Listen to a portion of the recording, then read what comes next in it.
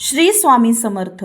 आजच्या या व्हिडिओमध्ये आपण गुरुचरित्र पारायणाची पूजा मांडणी कशी करावी आणि संकल्प कसा करावा ते पाहणार आहोत. हाय हॅलो नमस्कार, मी स्वप्नाली. आपल्या सगळ्यांचं गावातील मी शहरातील ती या यूट्यूब चॅनलवर मनापासून स्वागत करते. आता वाजलेले रात्रीचे 11:30 आणि आता मी उद्यापासून आहे ना गुरुचरित्र वाचायला सुरुवात करणार आहे. आत्ताच घरातली सगळी कामं पण आवरली आणि वीराला पण झोपवले. आता ती झोपली आहे तोपर्यंत मी पटपट पूजा मांडून घेते, कारण ती परत कधी उठेल याचा काही अंदाज नाही आहे.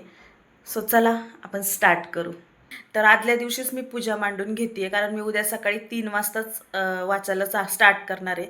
आणि कसं माझी छोटी वीरा असल्यामुळे पण मग खूप धावपळ वगैरे नको व्हायला. तर हे पाहू शकता तुम्ही, सगळी भांडी वगैरे मी क्लीन करून घेतलेली आहेत.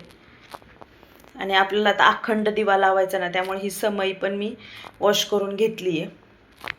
सगळं चौरंग पाट वगैरे सगळं पुसून घेतले आणि पूजेचं पण बऱ्यापैकी साहित्य मी काढून ठेवले. आता मी पटपट पूजा मांडून घेते.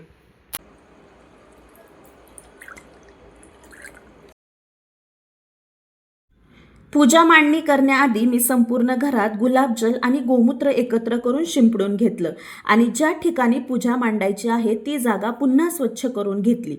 त्यानंतर त्या जागी स्वस्तिक काढून घेतलं. स्वस्तिकला हळद, कुंकू, अक्षता आणि फूल अर्पण करून त्याची पूजा केली. त्यानंतर त्यावर चौरंग ठेवला आणि चौरंगावर लाल रंगाचं स्वच्छ वस्त्र अंथरलं. सर्वात अगोदर दिवा प्रज्वलित करून घेतला. पानावर अक्षता ठेवून त्यावर समई ठेवली आणि दिवा लावला. हळद, कुंकू, अक्षता आणि फूल अर्पण करून दिव्याची पूजा केली. आता दिव्याच्या साक्षीने पुढची पूजा मांडणी करून घेऊ. तुम्ही समई खाली एखादी प्लेट किंवा नागिनीच्या पानाऐवजी आंब्याचं पानही ठेवू शकता.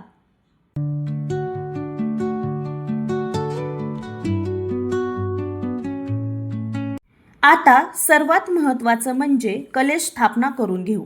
त्यासाठी सगळ्यात आधी तांब्याचा कलश घ्यायचा. त्यात स्वच्छ पाणी भरायचं. त्यात हळद, कुंकू, एक नाणं, सुपारी आणि फूल टाकायचं. त्यानंतर त्यामध्ये 5 नागिनीची पानं ठेवायची. तुम्ही त्याऐवजी आंब्याची पानंही वापरू शकता. मग त्यावर श्रीफळ ठेवायचं. मी श्रीफळ विकत आणलं तेव्हा त्यावर थोडंसं गंगाजल शिंपडून घेतलं होतं आणि मग कलशावर हळद कुंकवाची 5 बोटं उमटवून घ्यायची. पण माझ्याकडून इथे एक चूक झाली. हळदी कुंकू लावताना ते खालून वरच्या दिशेने लावायचं. आता व्हिडिओ एडिट करताना माझ्या ते लक्षात आलं. आता तुमच्याकडे जर दत्त महाराजांचा फोटो असेल तर तो ठेवू शकता, किंवा स्वामींचा फोटो असेल तर तोही ठेवू शकता. तसेच स्वामींची किंवा दत्त महाराजांची मूर्ती असेल तर तीही आपण पूजेत ठेवू शकतो. आता मी माझ्याकडे असलेल्या स्वामींच्या मूर्तीचा अभिषेक करून घेते. सध्या अधिक मास सुरू आहे. या काळात केलेल्या कोणत्याही पूजेला विशेष महत्त्व असतं. अधिक मास साधारण 3 वर्षांनी एकदा येतो आणि या काळात केलेल्या कोणत्याही धार्मिक पूजेचं फळ अधिक मिळत असतं असं मानलं जातं. म्हणूनच मी आता गुरुचरित्र पारायण सुरू केलं आहे. अभिषेक झाल्यानंतर मी मूर्ती व्यवस्थित पुसून स्वच्छ करून ती चौरंगावर स्थानापन्न केली. नंतर स्वामींना एक फूल अर्पण केलं. त्यानंतर आता गणपतीची स्थापना करून घ्यायची आहे. त्यासाठी विड्याचं किंवा आंब्याचं पान घेऊन त्यावर थोडं तांदूळ ठेवायचं आणि त्यावर सुपारी ठेवून गणपतीचं प्रतीक म्हणून स्थापना करायची. त्या सुपारीचा अभिषेक करून घ्यायचा आणि जर तुमच्याकडे गणपतीची छोटी मूर्ती असेल तर तीही अभिषेक करून तुम्ही इथे ठेवू शकता.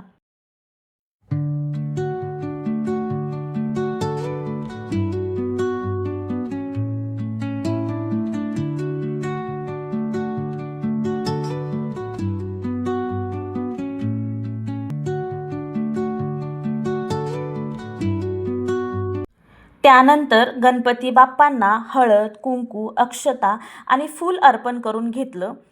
आणि आता जिथे आपण स्वामींची मूर्ती ठेवली आहे त्याच्या बाजूला, म्हणजेच स्वामींच्या उजव्या बाजूला आणि आपल्या डाव्या बाजूला कलश स्थापन करून घ्यायचा आहे. खाली थोडेसे तांदूळ ठेवून त्यावर कलश ठेवून घेतला. तांदूळ शक्यतो अखंड असावेत. त्यानंतर कलशाला हळदी, कुंकू, फूल अर्पण केलं. मग जपमाळ ठेवली. केळीचा प्रसाद ठेवला. एक गडूमध्ये पाणी भरून त्यावर झाकण ठेवलं आणि त्यासोबतच खडीसाखरेचा नैवेद्यही ठेवला. तुम्ही ह्या ठिकाणी एक तुपाचा दिवाही लावू शकता आणि सुंदर रांगोळीही काढू शकता. पण मी आज रांगोळी काढलेली नाही, कारण लहान बाळ असल्यामुळे थोडी धावपळ असते आणि सगळं जरा वेळेच्या मर्यादेत करावं लागतं. पण तरीही मनापासून जे शक्य आहे ते सगळं मी केलेलं आहे. आता ग्रंथ मांडताना पूजेच्या समोर एक पाट ठेवायचा, त्या पाटावर पिवळ्या रंगाचं वस्त्र अंथरायचं आणि त्यावर ग्रंथ ठेवायचा आणि ग्रंथ वाचून झाल्यावर तो नेहमी वस्त्राने झाकून ठेवायचा असतो.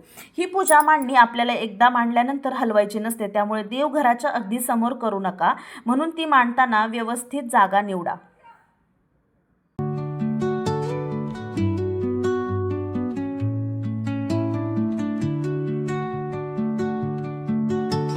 आता बरोबर 1:45 वाजलेले आहेत. माझी पूजा वगैरे सगळं मांडून झाले आणि मी आता 3ला वाचन स्टार्ट करणार आहे. चला सगळ्यांना गुड नाईट, भेटू उद्या सकाळी.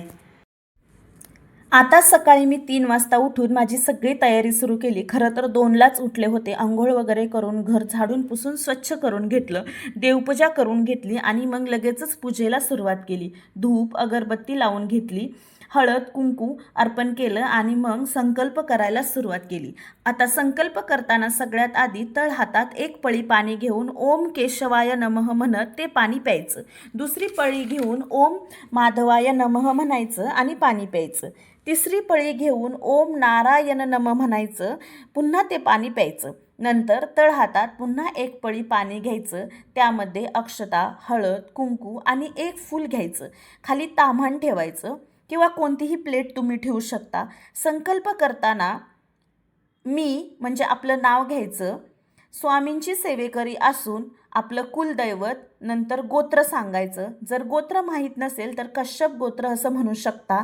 आणि माझ्या या सेवेसाठी म्हणजेच तुम्ही तुमच्या मनात ज्या इच्छेसाठी पारायण करत आहात ती इच्छा बोलायची, मला यात यश मिळावं आणि हे पारायण निर्विघ्नपणे पूर्ण होऊ द्यावं अशी स्वामींना विनंती करायची. आणि संकल्प झाल्यानंतर हातात घेतलेले अक्षता त्या ताटामध्ये सोडायच्या. वरून थोडंसं पाणी टाकायचं, म्हणजे हातातील सगळ्या अक्षता ताटामध्ये जातात आणि हे पाणी तुम्ही नंतर कोणत्याही झाडाला घालू शकता. हा संकल्प फक्त एकदाच करायचा असतो, म्हणजे पहिल्या दिवशी वाचन सुरू करण्याआधी. संकल्प झाल्यानंतर मी 1 माळ स्वामी समर्थ आणि 1 माळ गायत्री मंत्राचा जप केला. त्यानंतर अथर्वशीर्ष वाचलं आणि मग गुरुचरित्र पारायणाला सुरुवात केली.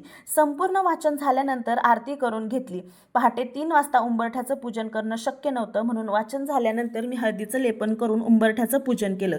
त्यानंतर देवाला प्रसाद ठेवला. आज प्रसादात कोबीची भाजी आणि चपाती होती. मी माझ्या पद्धतीने जे शक्य होतं ते सगळं मनापासून केलं आहे. जर कुठे काही वेगळं किंवा चुकून कमी जास्त झालं असेल तर समजून घ्या. तर हा होता माझा आजचा व्हिडिओ. जर तुम्हाला हा व्हिडिओ आवडला असेल तर व्हिडिओला नक्की लाईक करा, शेअर करा आणि चॅनलला सबस्क्राईब करायला विसरू नका. भेटू पुढच्या व्हिडिओमध्ये. श्री स्वामी समर्थ.